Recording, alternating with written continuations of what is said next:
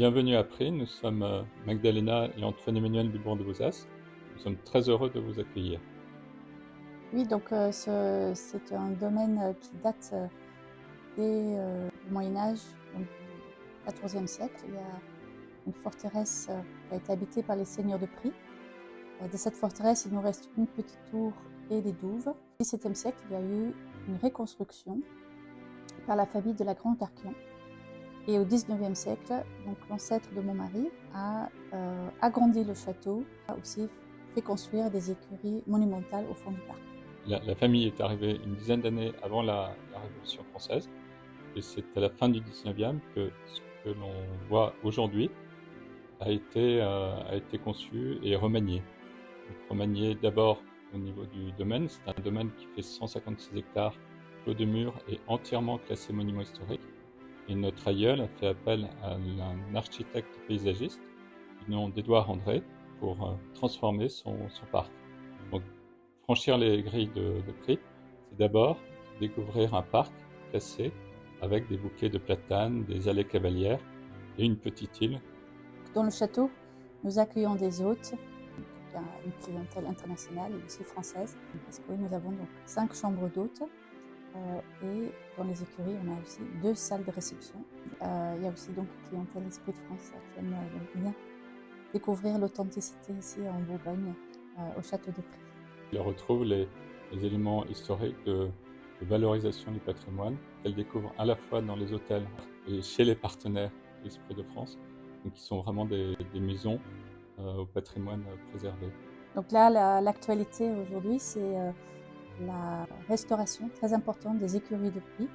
Donc nous avons été retenus par la mission Berne, le loto du patrimoine.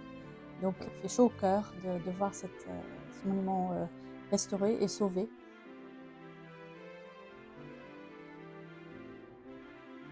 Ce projet de restauration a concrètement commencé en mai dernier. Le dôme à l'Impériale a déjà été démonté.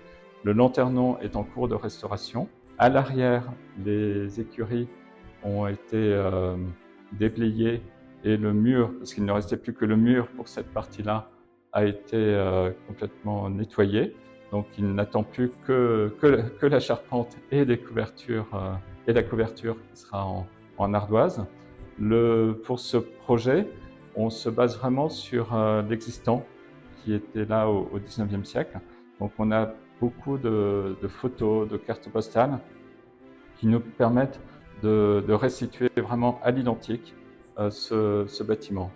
Dans cette pièce où nous nous trouvons, donc c'est la plus belle partie de ces écuries, vous avez la galerie de box lambrissée de marbre. Donc c'est une suite de 13 box qui présente la particularité d'être décorée par des lambris de marbre différents, dont la polychromie reprend la polychromie également du pavage au sol. Sur chaque box, l'entrée de chaque box est décorée par un fronton qui est en stuc. Donc la difficulté aujourd'hui est de trouver les bons artisans. De même, pour le domaine impérial, la difficulté était de trouver d'abord des bonnes ardoises, la bonne carrière pour ces ardoises, mais également une société, donc en l'occurrence la société Emery, qui va retailler à la main chaque ardoise, puisque les ardoises pour le dôme sont de 3 tailles différentes.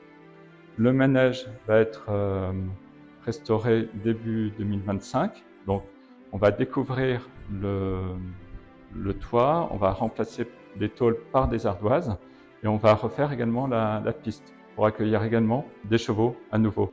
C'est de vraiment réanimer tout le patrimoine équestre qui était vivant au 19e, dont on a conservé toutes les traces et tout ce patrimoine immatériel et tous les objets, et le faire revivre à la fois physiquement, donc en ayant des chevaux, mais aussi en organisant des conférences autour des écuyers, par exemple comme Phyllis, qui était l'écuyer, entre guillemets, l'écuyer de l'Europe, qui a fait l'objet d'une biographie récemment, ou Paulette, qui était le meneur en vogue à l'époque.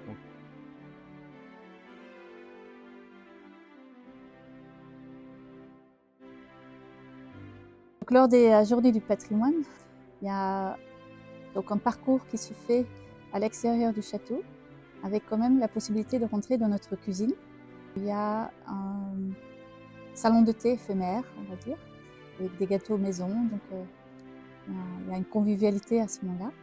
Et puis il y a aussi des panneaux tout autour du château qui permet de guider le visiteur pour qu'il puisse observer donc la façade du château qui est très riche en décors sculptés. Le visiteur est guidé donc jusqu'aux écuries où là aussi il y a de l'animation. Il y a des jeux en bois où les familles peuvent jouer. C'est des jeux donc inspirés des jeux en bois de l'époque de Louis XIV. Et puis il y a aussi 2 expositions. On a une photographe qui a photographié la biodiversité à Pries dans le parc. Donc ça fait 2 ans qu'elle arpente le parc qui fait 156 hectares, complètement camouflé. Et elle nous fait découvrir tous les oiseaux, les animaux, les insectes. Et puis il y a une deuxième exposition sur l'arrière-arrière-grand-père de mon mari. Ce sont des reproductions de photos tirées des albums de famille où l'on voit justement notre aïeul Antonin mener un coach ou au cours d'une chasse à courre. Donc on redécouvre toute la vie du 19e siècle à travers des photos très, très vivantes, très familiales. Donc c'est toute cette ambiance que vous allez retrouver sur ces photographies. Le patrimoine est vraiment très vaste, qu'il soit bâti, non bâti, matériel, immatériel. C'est vraiment tout un ensemble. Je crois que le patrimoine, c'est avant tout de prendre conscience des beautés de ce que nous ont laissé les anciens, les générations passées, essayer de les faire revivre, de les réanimer et de les laisser tout ce patrimoine dans le meilleur état possible aux générations qui vont nous succéder dans tous les domaines.